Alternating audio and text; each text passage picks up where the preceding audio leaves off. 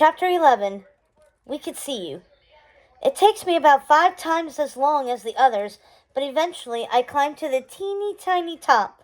When all 3 of us are steady, Bree rings the doorbell. Since the door is all glass, we know someone's there. We see a woman sitting at her kitchen table sipping a cup of tea. I guess it's the fairy Chasney. She's about my mom's age, maybe a little younger, and she's wearing a strapless white dress. She has light brown skin, and her brown hair is pulled back in a tight French braid. She glances up and sees us looking at her. A clear disadvantage to having a glass house is that you can't pretend you're not home. Luckily, Chasney seems really happy to see us and hurries over to open the door. "Princess Brianna," she says warmly. "I haven't seen you since you were a baby. Come in. Would you like some tea?" People in the Kingdom of Rose really like tea. I step onto the glass floor and instantly wish I was back on the rope ladder. It feels like I'm stepping on ice that could break at any moment. Do not look down, I tell myself. Do not look down. "No, thank you," Bree says. "These are my commoner friends, Abby and Jonah," she adds. I resist the urge to roll my eyes. "We're here to ask for your help. Remember the spell you did back when I was a baby? To make me not die?" "Of course I do," Chasney says, sitting back down. "It got messed up," I say. Then I grip the side of the kitchen table in case the floor cracks. Which doesn't make sense if you think about it. If the floor cracks, the table is going down too. "But you're alive," the fairy says to Bree. "So something worked." Bree nods. "I am alive, but I need you to put me back to sleep. Can you make me another spell? We need 2 spells, actually." 3, I correct. 3 spells? Chasney huffs. "Is there an occasion I'm being invited to? I don't grant whitticles for no reason." Or whifticles. "Whifticles?" I repeat. Did I hear her right? I'm pretty sure that is not a word. It's a shorter way of saying magical wish gifts, Chasney explains. Jonah scrunches his eyebrows. "Shouldn't that be ma wish fits?" "Whifticles sounds better," Chasney insists. I can't help but agree. "It was my 15th birthday a few weeks ago, Bree says. Chasney shakes her head. "You already had a whifticle party, Princess Brianna. You can't have another one. It's 1 whifticle party per person. That's the law of the land. So unless someone else is having a birthday, I'm afraid I can't help you." I need to do something. "It's Jonah's birthday too," I blurt. Jonah looks surprised. "It is?" I elbow him in the side. "It is! Or it will be in July. Unfortunately, it's not July in Smithville, or Rose right now." He nods. "It is! I'm turning," I expect him to say 8. 10! I roll my eyes. He's 10? I'm 10. Jonah is 7. Chasney is never going to believe that he's turning 10. No one would believe that we're the same age, right? Right? "Happy birthday," Chasney says with a smile. 10 is a wonderful age. Seriously? She believes him? Do we look like twins? No, we do not. Wait, Chasney doesn't know that I'm 10. Maybe she thinks I'm older, like 11 or maybe 12. Yes, that must be it. "Are you having a party?" Chasney asks. "Yes," I say quickly. "He is. Today. Can you come?" "I would be happy to. What time should I be there?" I look at Bree. She shrugs, her eyes wide. 6? That should give us a few hours to prepare. "We'll see you then," I say. "Great," Chasney says. "Which other fairies are you inviting?" You're our favorite, so we're inviting only you," Bree says. Chasney smiles again. "That's very sweet, but if you want 3 whifticles, you'll have to invite more than just me.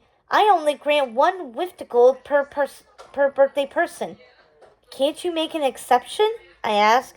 She shakes her head sadly. "If I made an exception for you, I'd have to make an exception for everyone. Now wouldn't I?" "I thought she was the nice one," Jonah whispers. "I guess we'll just have to invite more fairies to the party," I say.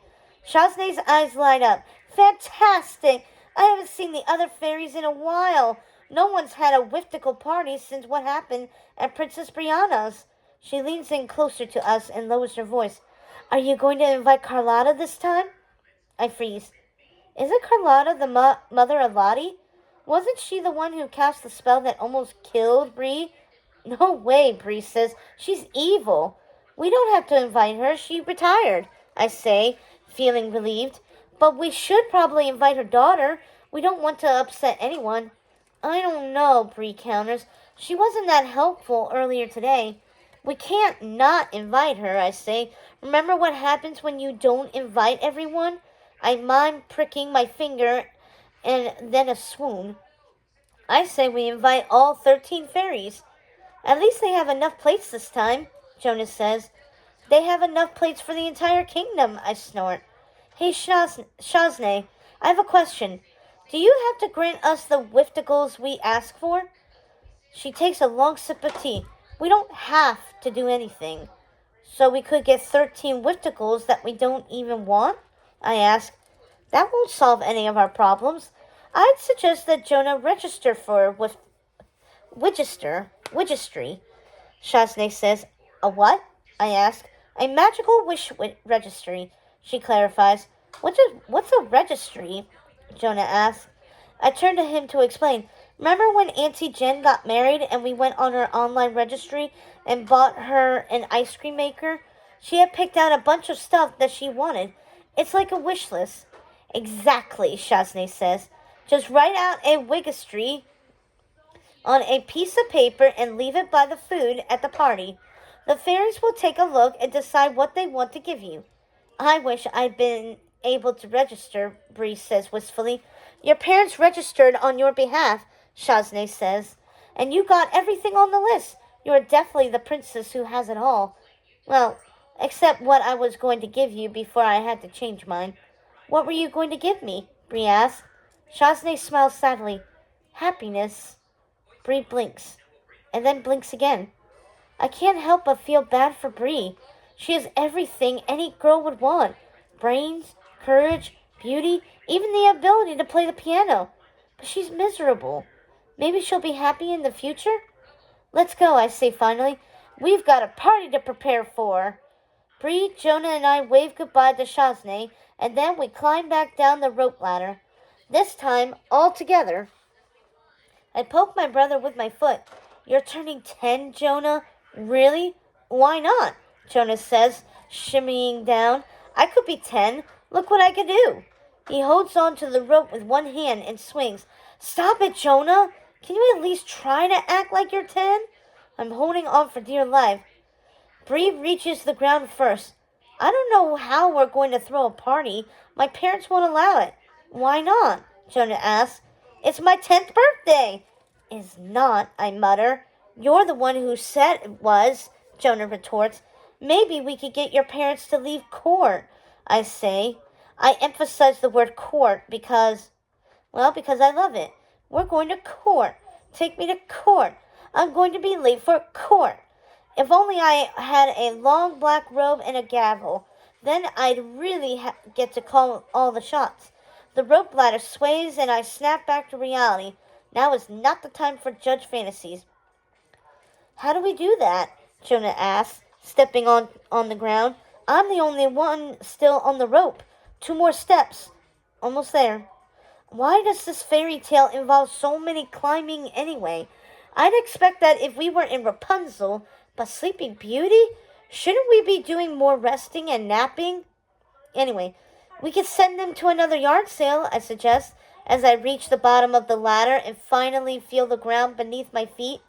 And by feet, I mean my very, very dirty socks. My heart rate returns to normal. What if there isn't another yard sale today? Bree asks. We can make one up, Jonas says. Jonah, when did you get so sneaky, I wonder? You want to send Bree's parents on a wild goose chase? My brother smirks. Exactly. Bree nods. It would have to be somewhere far away so they're not back too quickly. We better get a move on, Tom calls out. It's going to start raining soon. He and Felix are already back on their horses, waiting for us. Felix is actually sitting on his sideways, which can't be safe.